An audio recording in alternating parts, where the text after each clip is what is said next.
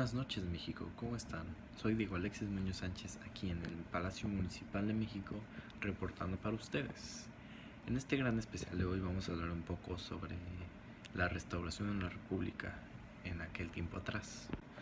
Bueno, la restauración de la República dice que Francia impone un nuevo proyecto monárquico a México y se concreta en la figura Maximiliano de Habsburgo. El nuevo imperio, una vez instaurado, fue que Maximiliano empezó a hacer varias cosas como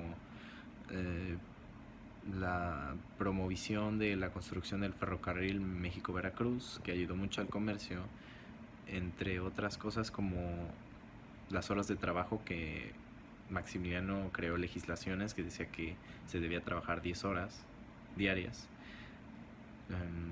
Este tipo de cosas fueron las cuales Francia hizo que su economía, o bueno, el dinero que nos daba a México, su apoyo económico, cesara.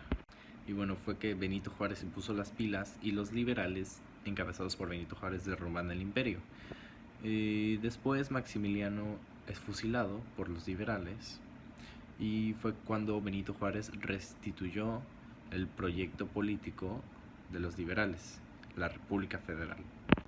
Una vez restaurada la República Federal, se puso énfasis en consolidar los procesos de secularización de la sociedad. La educación jugó un gran papel sumamente importante en la restauración de la República, y es que se crea la Escuela Nacional Preparatoria. Y cuando el imperio cae, Juárez propone elecciones entre Benito Juárez, Porfirio Díaz y Sebastián Lerdo de Tejada. Por supuesto, Juárez gana.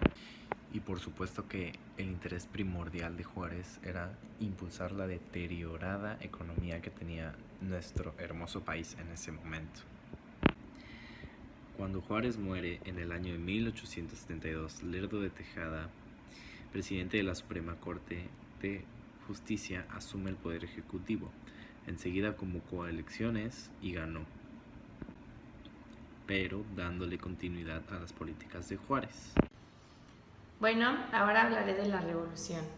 La Revolución fue un movimiento armado que dio fin a la dictadura de Porfirio Díaz y al Estado oligárquico del siglo XIX.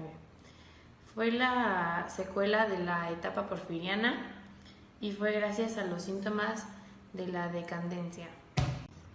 En el año de 1990 surgió un grupo de ideología liberal que exigían la libertad de expresión y democracia electoral, al igual que surgieron clubes y agrupaciones contrarias a la reelección, y pues entre ellos estaban Francisco y Madero, que era el encabezado de uno de estos, y dio origen al partido antireeleccionista, lo que acusan de rebelión y lo encarcelan, y entonces hace las elecciones, y en estas elecciones vuelve a ganar Porfirio Díaz.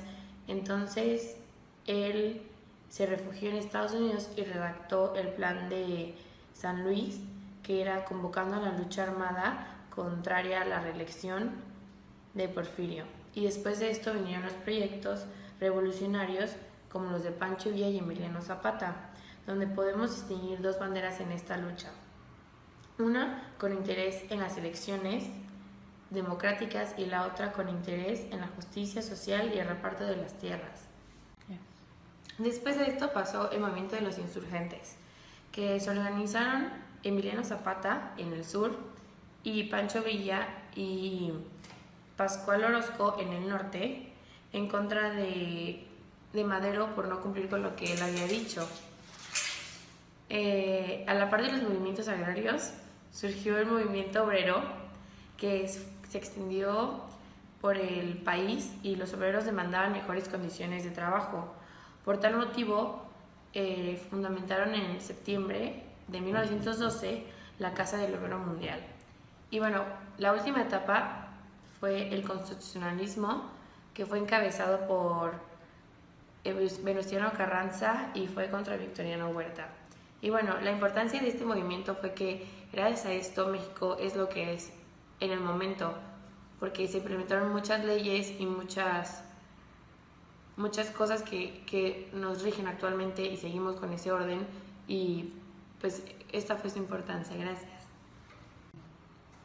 Bueno, sus etapas. Pues obviamente el principio fue que se inició por el Plan de San Luis, que fue emitido por Francisco I. Madero en el mes de octubre del año de 1910. Este plan desconoció el gobierno de Díaz y proclamaba el lema no reelección. En esta etapa del periodo revolucionario debe su importancia al derrocamiento del gobierno de Porfirio Díaz, la incapacidad de su ejército de controlar las rebeliones, y esto pronto lo llevó a firmar ante Madero su renuncia. La revolución fue el molde que dio forma al actual país mexicano. Indignado por la presidencia de Huerta, Carranza firma el Plan de Guadalupe y Huerta es forzado a renunciar. Carranza como presidente contrarresta con ayuda de Estados Unidos a Villa y a Zapata mientras ellos exigían el cumplimiento del Plan de Ayala. Este continúa con su proyecto constitucional y así promulga la Constitución de 1917. Carranza, al no darle la asociación a Obregón, es fusilado y el Grupo Sonora, conformado por Calles, Obregón y de la Huerta, sube al poder. Después, Calles fue presidente y en 1824 Obregón contiende para la presidencia, triunfa y es asesinado. A la muerte de Obregón, Calles queda como líder supremo del país. Este termina con Cárdenas, quien expulsó a Calles de México en 1936. Su gobierno fue de suma importancia ya que fue el que expropió el petróleo mexicano. Después, en 1940, la época moderna llegó al país. Los conflictos armados terminaron y comenzaron a consolidarse las instituciones políticas, educativas, económicas y sociales. Ávila Camacho fue el último militar en ocupar la presidencia. El licenciado Miguel Alemán, sucesor de Ávila Camacho, demostró que el poder ya no estaba en los militares. Para 1945 se establece que la actividad militar era dañina en la política. Con esto se pone fin a la carrera militar en la política, cediendo el paso a los candidatos civiles. En los años 40 ocurrió el milagro mexicano, una época de florecimiento exponencial en la economía mexicana.